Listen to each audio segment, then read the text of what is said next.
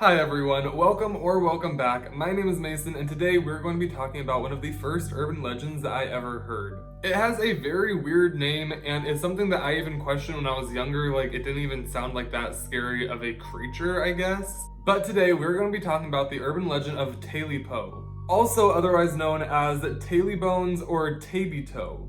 For some reason, I grew up with it as Tabito, but when I typed that into Google, literally nothing came up. Also, another really weird thing about this urban legend is that it is marked as like a children's story. And the more I looked into it and the more that I thought about it, it is not for children at all. So without any further ado, let's jump right into the urban legend of Tailypo.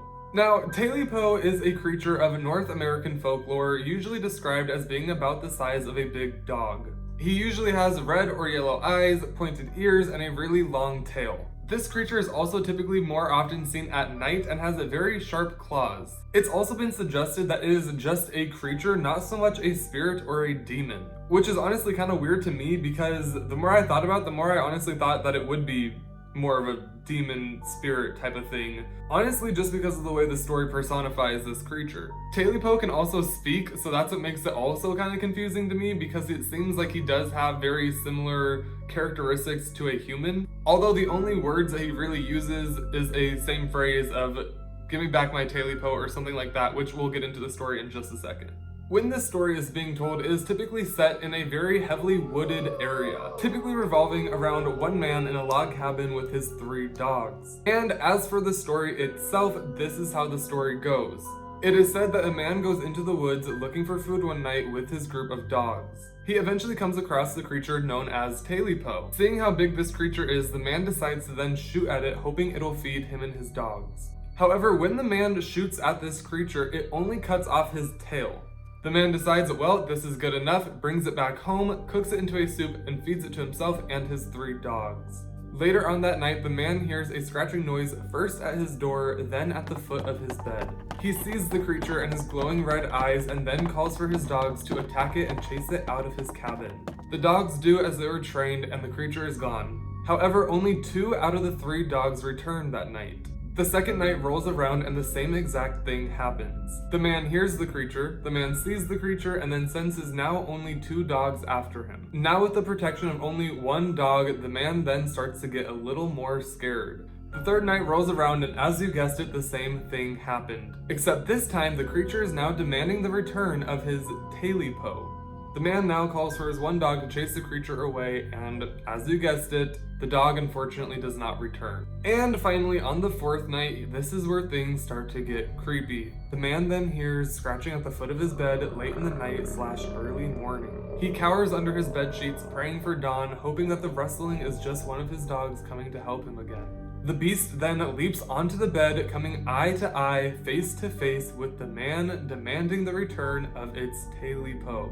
It is then said that the man was then ripped to shreds by this creature. After the creature violently attacks the man, it then decides to tear apart the cabin, leaving nothing but the chimney left. And supposedly, now on the darkest of nights in the woods, you can hear the creature whispering, wanting its return of its Tailypo. Now, I understand that with telling urban legends and other stories, there are different variations sometimes. So my story that I just told about it might be a little bit different from what you guys may have heard in the past, but essentially that is the gist of the story. Now, this is a story that I wouldn't really believe to be true, or a creature that I would believe to be true if I was told this story today. I feel like this is more of a story to like scare your children or scare your friends when you're out camping. It just plays on the fear of isolation, hunger, or maybe a cautionary tale as a lesson for children not to I don't know, abuse animals, shoot at animals. However, I happen to actually have a kind of personal experience to this creature. It definitely is not something as crazy as the urban legend that was just told, but it was definitely enough to freak me out, and I still kind of think about it to this day. Basically, when I was younger, I remember going camping a lot with my family, and sometimes we would go camping with like neighbors or other family friends, and I believe this time was when we went with family friends. I think we went camping somewhere in the Saratoga area, kind of like on the west side of the Bay Area in like San Jose, Cupertino, kind of like in the mountains before you get to Santa Cruz, and we were just chilling, setting up our little campsite, looking around the area, kind of exploring. I think I was like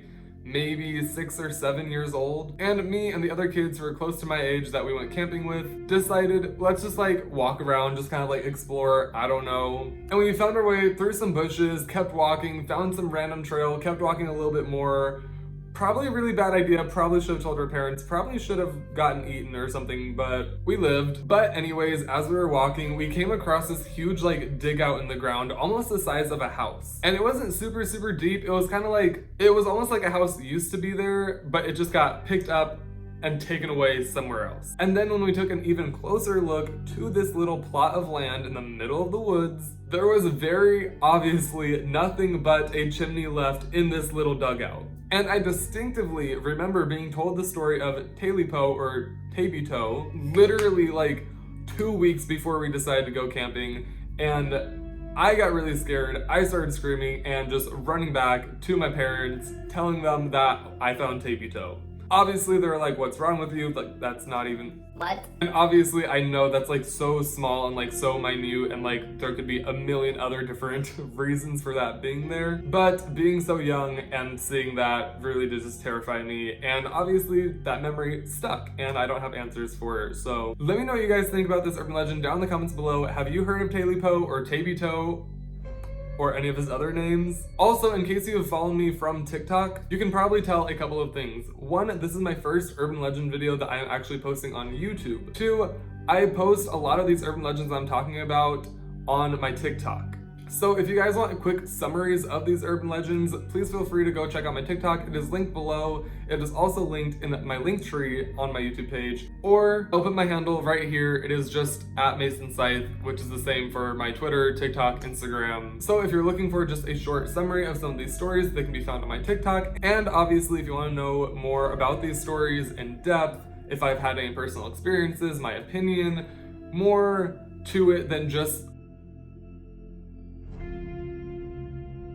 And obviously on YouTube, I'm going to be posting more in-depth stories and my personal experiences and my thoughts, opinions, etc, etc. And that's kind of basically going to be the thing that I'm going to be doing for these. I know I haven't been around in a while. I'm sorry. There was a lot of stuff that I was dealing with. I made a video about it. I made 2 videos about it on my YouTube channel, and obviously one on my TikTok as well. But this is basically going to be the setup from now on. I hope you guys enjoyed this series. I'm really excited to get started on doing more creepy stuff. This is something that's been really exciting for me to actually get started on. And I know a lot of you guys have been wanting me to do longer, in-depth urban legends on a YouTube channel as opposed to a 60-second video. So bear with me if this one, if this video doesn't turn out super great or might be a little all over the place or maybe a little scattered. I'm going to be working on that. Like I said, this is my first urban legend video that I'm posting on my YouTube channel, and obviously YouTube is a completely different platform than TikTok. So bear with me until I get out of the learning phase. And also, if you guys have stayed for this long, first of all, thank you.